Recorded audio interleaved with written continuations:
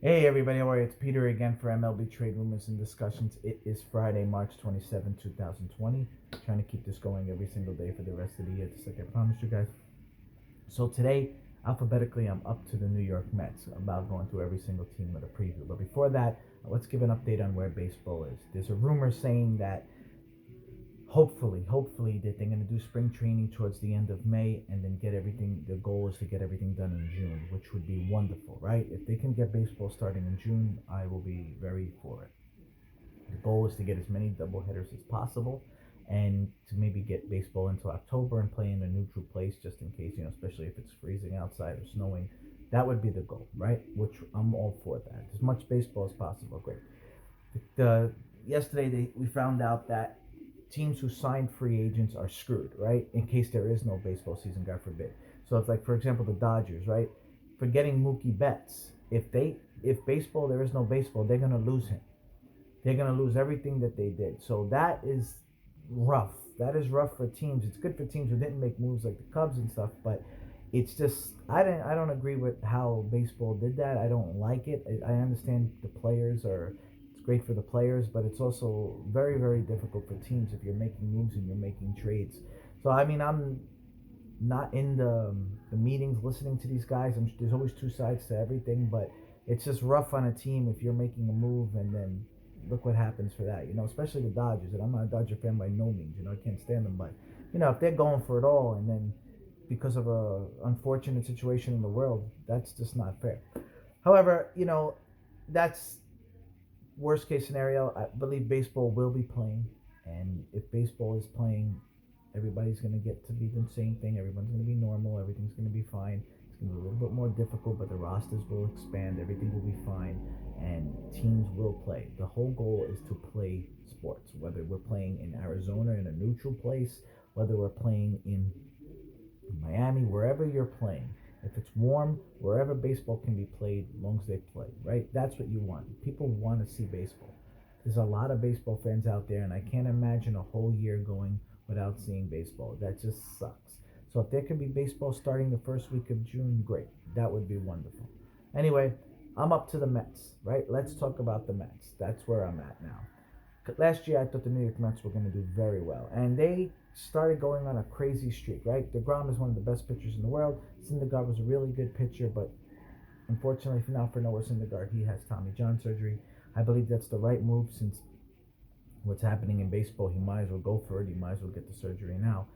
However, the Mets. It's not too long ago that the Mets had the World Series in their hands against the Royals and just kept blowing the games. Who messed this up for the Mets? There's nobody worse than the Mets management. The Mets management messed this up. Their first most worst move was not re-signing Daniel Murphy. That was their biggest problem, right? That is why they went through this trial. They put all their money in Cespedes. When you have pitching like that, you should be winning the championship. They screwed up with Harvey. They screwed up with so many things. It's just ridiculous. It really is. And I feel for DeGrom because that guy on another team would be even phenomenal if somebody gave this guy some run support, right? Now with now let's talk about their current team. Syndergaard's their ace, and now they made some good veteran moves. I like it. I like their veteran moves. You got a guy in Waka and Porcello who can eat up innings, and you got a guy in Stroman. Now Mats moves back into the rotation. So it's possible that the Mets still do really well. Losing Syndergaard hurts, but not as much as you think, right? It's not as much as you think. I had Syndergaard on my fantasy team last year. There was games that he was just like awful, right? He's replaceable, right? A few years ago, he wasn't replaceable. He's replaceable, okay? The Mets' problem also, like they always have, is their bullpen. Edwin Diaz is their closer. He was amazing in Seattle. Came to the Mets. Don't ask me what the hell happened. I don't know what's the Mets if they have a contagious problem in the bullpen. They got a rookie sensation in Alonso who was amazing. He was so good for sports last year. He's good for New York because as much as I'm not a Met fan, like it was just wonderful to watch. Who the hell doesn't want to root for that guy? Cano, horrible move. The guy's getting older. I had him on my fantasy team too. I picked him up one time in the middle of the year, so I was watching him play a lot, and that guy just can't get it right. Who knows if the steroids helped him so much? Who knows whatever happened? But he's good. Rosario's a good shortstop. Okay, I'm a fan of Rosario. I like him. J.D. Davis is a solid player. That was a great move for them. Okay, got a great catcher in Wilson Ramos. Really receives the ball well. good player. So the Mets have a guy in Conforto who he needs to get a little bit better with the average, right? He's a solid ball player. You got a couple guys there who can play. So for the Mets, they have a good team, but it just seems to me that they're lacking one or two pieces. I would like to see them get another hitter, to be honest with you, and maybe hopefully they added Batanzas in the bullpen. Hopefully he steps up for them and helps them with the the eating up that eighth inning and potentially going into the ninth if Diaz doesn't do something. But I like it. I like the move for Betances. They gave him money. Why not? Betances is not new to New York. The guy when he was on was unfreaking hittable, right? I see him doing really well for the Mets. So they got the good team. They have it. They have a lot of young players. They have a good farm system.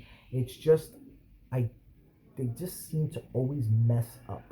They just do things backwards. And I don't know why. I don't know what's their problem. But I feel for the Mets fans because, God, man, just think about it. Think about how long ago this was when they had DeGrom, Harvey, and DeGrom, Harvey, and Syndergaard just coming at you, right? Just in their prime of their life, these guys.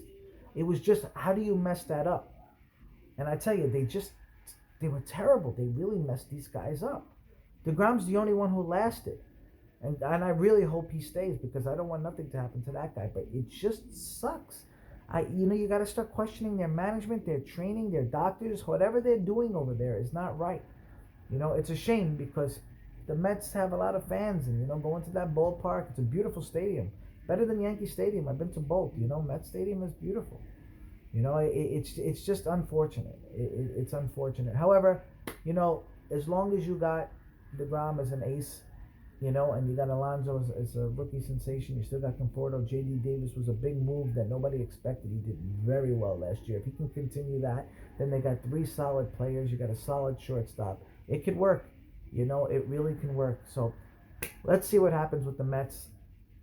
Let's see what happens with baseball, and I'll talk to you guys soon. Bye.